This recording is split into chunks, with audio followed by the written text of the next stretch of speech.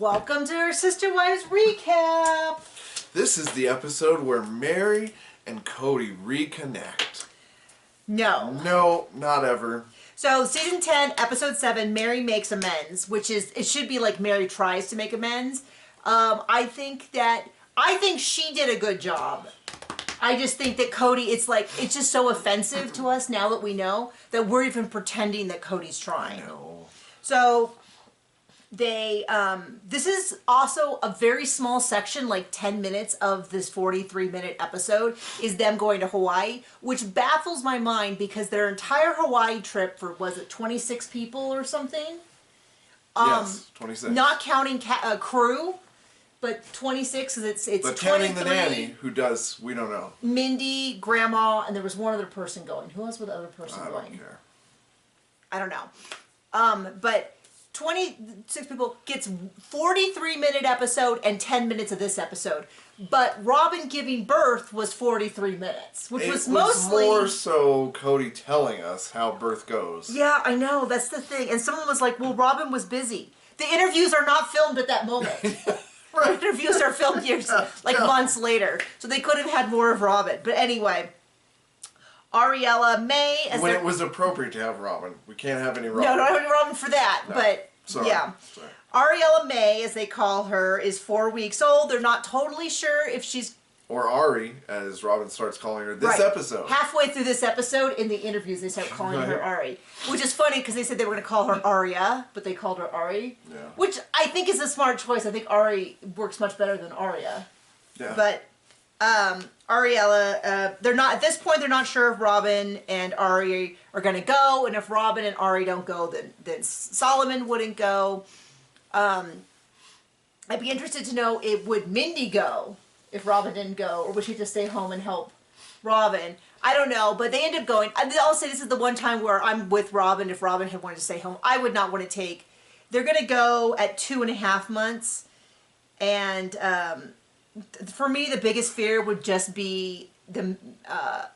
Well, first of all, super long. The baby crying on the flight the whole way, messing up the schedule, because we are still to this day strict with bedtime. We don't delay it for anything. Because if he gets off, it's who many knows how many days, but he's, otherwise he's a great sleeper. So I'm kind of with them on that. We have this big scene where Meri and Janelle go to Nancy to talk about Thanksgiving. And very soon into the episode, I looked at it and I said, Thanksgiving wasn't interesting enough for us to have a flashback to it. And it's kind of all the same stuff about Meri. Meri felt like Janelle was too passive. Janelle felt like Meri kind of took it over. Janelle thought she was going over to discuss ideas, and when she gets there, Mary's mocked up the whole thing, and Janelle just kind of goes, well, what you're doing looks good, so I'm not going to complain. But then Meri was like, she was kind of passive-aggressive when Janelle walks in, and Mary's like, oh, so you're coming empty-handed? And she kind of said it as a joke, but I didn't take it as a joke. But to be clear, I couldn't think of her name. Meri is in such a terrible place right now with the family that I get if she's not 100% perfect. But that's what I finally realized was frustrating me, is why are Janelle and Meri going to couples counseling to talk about stuff when Cody's the core problem of all of this? You know what I mean? Like, he's the hub of the wheel. And if you don't remember what I'm referring to, they told us that their family was like a wheel, and Cody's the hub, and the wives are the spindles, and that makes the wheel. And somewhere around group counseling, he was like, I don't want to be the center. And I think it's just the food, the smell of the food that we're having for lunch just hit me like a tidal wave. Can you smell it?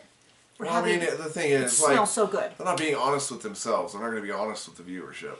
Right, and it does feel a little bit like the production is, I don't know how much say Cody had in it. I don't know how much he doesn't. I've heard that they had some say over it, which does make sense because they are guardians of underage kids, and they should have the right to say things like, I don't want my daughter's first period on TV, or can we hide this? Although in general, they only did that for Robin's family. But it was just frustrating because I realized I don't want to see Meri and Janelle talk it through. It needs to be Cody and Meri. And you can tell in any scene that Cody's in, he's just completely disconnected. He just does not care. It just doesn't matter to him. I wouldn't even say that he hates Meri. He's just like, if somebody was to ask me for my neighbor over there, don't know their name, I wish them the best. I probably care about them more than he cares about Meri. But I don't have any opinions about how they live their life. Right. Sure. Oh, bummer. Okay. Like, that's how Cody approaches everything with Meri. So all of a sudden in the middle of this coaching session where they're going, this counseling session where they're going back and forth about, well, you know, where Mary's like all frustrated and she's like, well, I can't be upfront with her and she shuts down, so how are we supposed to communicate? And I was like, it doesn't matter. It doesn't matter if you and Janelle get perfect. The problem is Cody. And I feel bad for Meri for that because, you know what I mean? Like, that's what they're saying needs to be better. That was probably on her list that her and Janelle needed to get in better place. Right. You know? And he's given her a really hard time about that. Christine, not Janelle. What? No, that Meri and Janelle need to be in a better place. Oh, on Mary's list. On Mary's list. Gotcha. You think he has a list for everyone? Well, I think he did, even if he didn't say it was a list, but he had his whole, like, if you want me to... I mean, he did that with Christine. If you want me to love you more, you need to have a better relationship with your sister wives. It's like, oh, gee, you know what I love? Which is code for treat Robin like the queen. Right. Give her everything she wants, and then she still won't be happy. Okay. So I was really frustrated with that. Once I realized that's what I was feeling, I was like, well, I'm done with this scene. I think Meri and Janelle are doing as good a job as they possibly can. I think the problem is, and now, if I was a time traveler and my only possible use that I could use it for was investigating the Brown family, because I wouldn't do that otherwise, I bet that many of Meri and Janelle's early problems, like remember why Cody's father didn't go to Christine and Cody's wedding? Mm. Tell the people. Because he didn't like how Cody was treating his wives that he had. Yeah, and my guess is that he just was like, whoa, this is for you guys to figure out, for everything. And just was like, and I bet you he didn't contribute at all. He's like, well, you guys can figure out the dishes. Well, you guys can figure this out. And did no compromising, did no like, hey, let's put together a plan that we all are in on. I bet you that he was, and then he brought Christine in, and Christine in many ways ended up acting like Cody was supposed to and created this buffer and created this like mid-ground, which is essentially what they said. So anyway, now we're getting into a little bit more information. The teenagers are all flying in because they're going to be leaving for Hawaii very soon.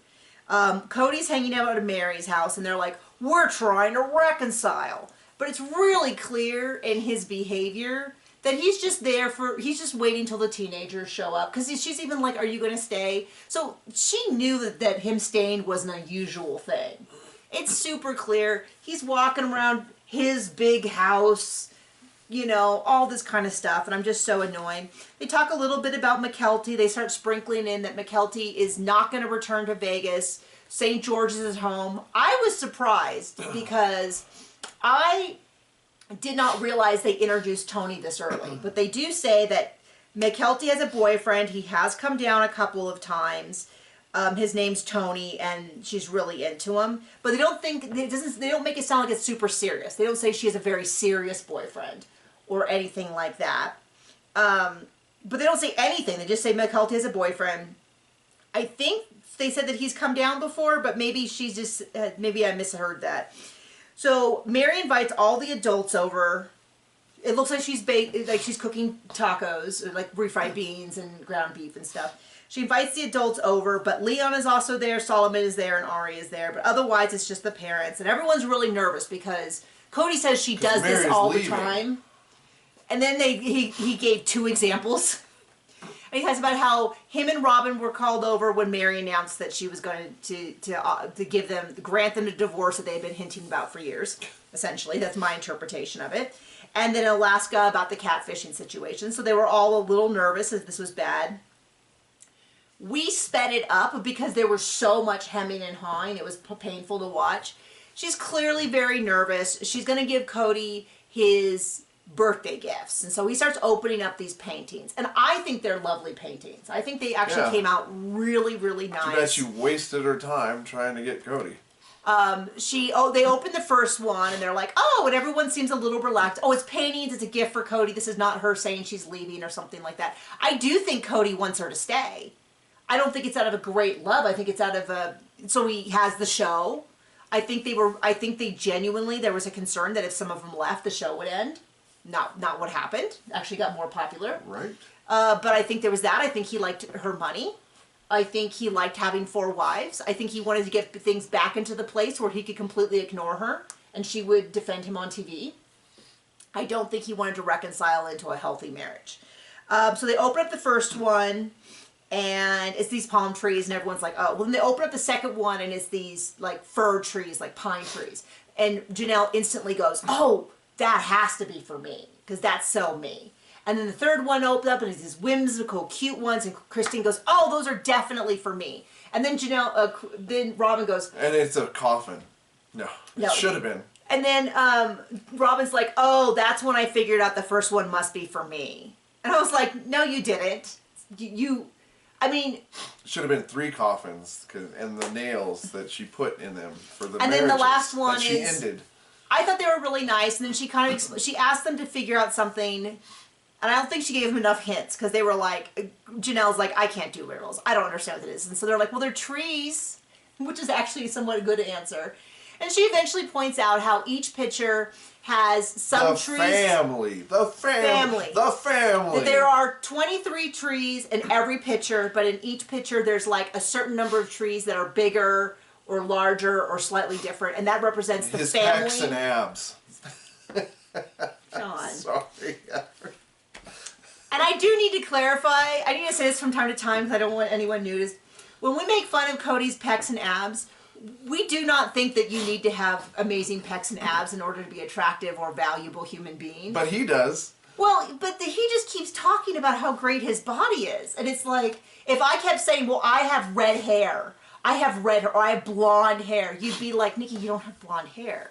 How are you this delusional? I just kept saying, well, you just liked me because of my blonde hair. You'd be like, what is happening? And so that's me with every time you see Cody and he's got the auntie, got the dad bod. There's nothing wrong with a dad bod, but to announce on television and to an international audience that Janelle's using him for his six-pack is frankly embarrassing. So we cannot stop talking about that. So anyway, they figured out that everybody comes over, they look at the paintings, they all eat, yay, happy, happy. Then they go to Hawaii. It's very much a Hawaii. They go to Hawaii. They get up. It's dark. Everybody gets on they have 2 buses. They rented 2 buses. Man, they really... Which nobody else does for their family. Well, what's funny is TLC seems to have this great deal of affection for the trope of big families. You know what I mean? Because, like, they have the Duggars, they have Sister Wives, they have a new show that's starting, which is, like, Big Family in New York City or something, and it's, like, a family with 11 kids. And they're in New York. They have the Baldwins starting next week. Well, depending on when you see this video, either starting next week or started. Where they talk about how them having 7 kids. They're just really into the 7 Little Johnsons. They're just really into these big families. But it's like funny because it's one of those things where you go, yeah, I get it. They got 2 buses. That makes sense. Like, it's not this thing where I'm like, wow, I can't believe it. 10 seasons in, I'm still just mystified that they have so many kids. Anyway, they get 2 buses, they go to the airport, they get on the plane, they land, they get a bunch of minivans because they tried to put us in normal cars, but we need big cars for both our luggage and the people. I'm like, I get it. We get it. A lot of cars, a lot of people, adorable airport. I'm pretty sure it's the same airport that I flew in and out of. When I took a class on volcanoes in college, and started my great love of volcanoes. Well, I loved volcanoes before that, but that secured it, that I really wanted to take more classes. And they arrived at their place. It was dark, and so when they came in, they gave them the lays, and the boys would kiss the girls in the cheek, and the girls would kiss the boys in the cheek, and they really had to talk about that, like it was so, amazing. And then they said they had a local restaurant cater that dinner because they knew they would be too tired to do anything, so they did that. And then Logan and Michelle and Maddie and Caleb, so Logan and Maddie are brother sister, and then their partners all went out for a double date. And it's the same thing that's kind of, I feel like I love to watch them. I would watch them over anything else. Certainly over... But we never see him again, so... No, that's a joke. You make that sound weird. We see Logan and Michelle for a while. They slowly fade out of view. But they sit down and say things like, are you going to be polygamist? Are you scared that they were going to be polygamist? Your friends think you're going to be polygamist. And the answer is no. Boring. Maddie and Logan do not want to be polygamist. They've known that for a very long time. All of their friends know. All of their family knows. Yes, their partners initially had some questions until they found out how they felt. Their partners' families all had some concerns. What's funny is you'd think Caleb's family would be really used to it because Caleb's sister married Cody's brother. So they already had a family member marry into a polygamous family and never become polygamous. But they just wanted to double check, I guess. And then the same thing where Michelle was like, I never worried about Logan because I knew that he wasn't interested even before I met him. Or even when I just started to get to know him, I knew. They talk about the fact that there'll be more weddings in the future. Which is funny because they haven't had nearly as many weddings as I would have thought they would have in the past 9 seasons. Because Maddie got married, McKelty, Aspen. Cody. Logan got married off camera. Gwen got married off camera, but we still see Gwen. But that's 5 out of 13. And but that's it. Only one of the boys so far, and that wasn't seen on camera. I'd love to see more of their weddings or discuss it, but I always respect their right not to. So, and then Maddie gives this incredibly emotional speech about how great Michelle is for Logan because Logan was big dad, you know, big brother who was like a dad and like raised him. They had no dad, and he made a lot of sacrifices so he could be a big brother. And he was always an adult. Always an adult. Because they had no dad. And that when he's with Michelle, she's softened him a lot, and he's been able to do the things that are prioritization for him. And it was very, very, very sweet. It also happens to be Logan and Michelle's 1-year anniversary. And it was very sweet, and that's it. And that's the whole episode. So the next episode is unfortunately all about Cody. It's one of those themed episodes, which is like, boo, boo. But I'm sure there's going to be lots of awful footage of him we can make fun of. And then yeah, and that's that. Hawaii. I wanted to say honeymoon, and then I wanted to say holiday. A whole Hawaii episode. So thank you for joining us. Have a great day. Bye.